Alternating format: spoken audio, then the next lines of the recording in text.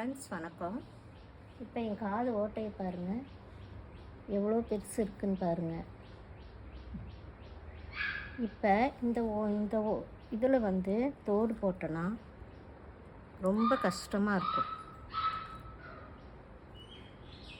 பாருங்க, இது அப்படியே இழுத்துக்கிட்டு அப்படியே நிற்கவே நிற்காது, அப்படியே தொங்கும். இந்த மாதிரி சின்ன தோடெல்லாம் போட்டேன்னு வச்சுக்கோங்களேன், இது அப்படியே என்ன ஆகிடும், என் காது ஓட்டைக்குள்ளே பூந்து இப்படி வந்துடும். இப்படி காது ஓட்டைக்குள்ளே பூந்து இப்படி வந்துடும். அதனால் இந்த தோடெல்லாம் ஆசையாக போடவே முடியாது. இந்த மாதிரி இருக்கிறவங்களுக்கு ஆப்ரேஷன் இல்லாமல் நம்ம ஆசைப்பட்ட தோட்டை எப்படி போட்டுக்கலாம் அப்படிங்கிறதுக்கு ஒரு டிப்ஸ். இந்த மாதிரி ஒரு பொட்டு எடுத்துக்கோங்க, நல்லா பெரிய பொட்டாகவே இருக்கட்டும், ஏன்னா அது வெயிட்டு நம்ம தோட்டோட வெயிட்டை தாங்கும். இப்போ இந்த பொட்டை எடுத்துக்கிட்டு இப்படி நாளாக மடிச்சுக்குங்க. இப்படி நாளாக மடித்து சென்டரில் நீங்கள் இப்படி ஊசி வச்சு குத்திக்கிங்க. ஊசி வச்சு குத்திட்டிங்கன்னா உங்களுக்கு அந்த ஓட்டை கிடச்சிடும்.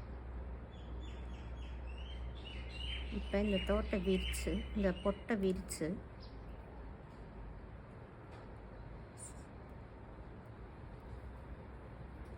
ரொம்ப பசையாக இருக்குது விரித்து, இப்போ நம்ம எந்த இடத்துல குத்துனோமோ அந்த ஓட்டையை கொஞ்சம் பெருசு பண்ணிக்கணும்.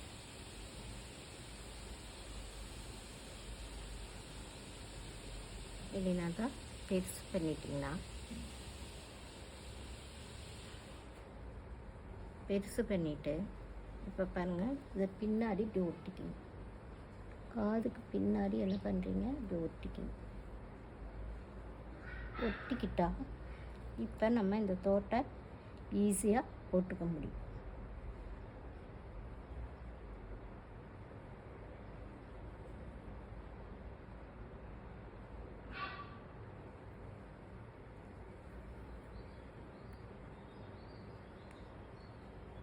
இப்போ பாருங்கள் எவ்வளோ ஸ்டிப்பாக நிற்கிது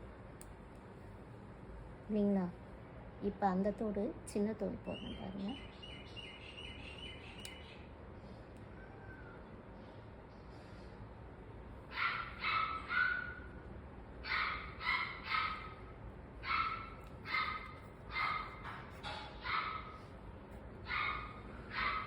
கரெக்டாக நம்ம இந்த ஓட்டையிலே குத்தணும்.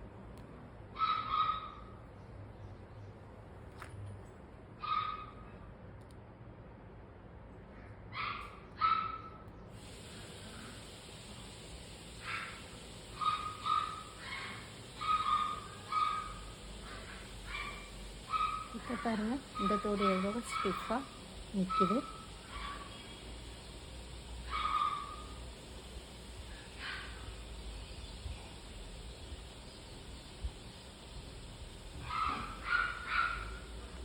அடுத்தது இவ்வளோ பெரிய தோடு போடுறேன்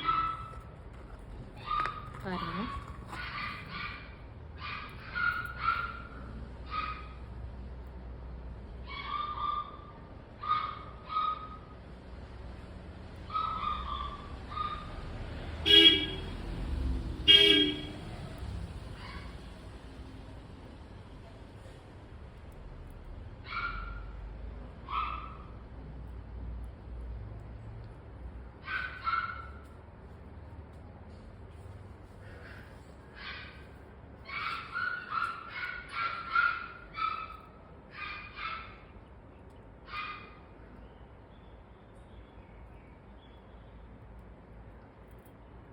பாருங்கள், இதுவும் எவ்வளோ ஸ்டிஃபாக நிற்கிது. நன்றி. இது மாதிரி போட்டுக்கோங்க.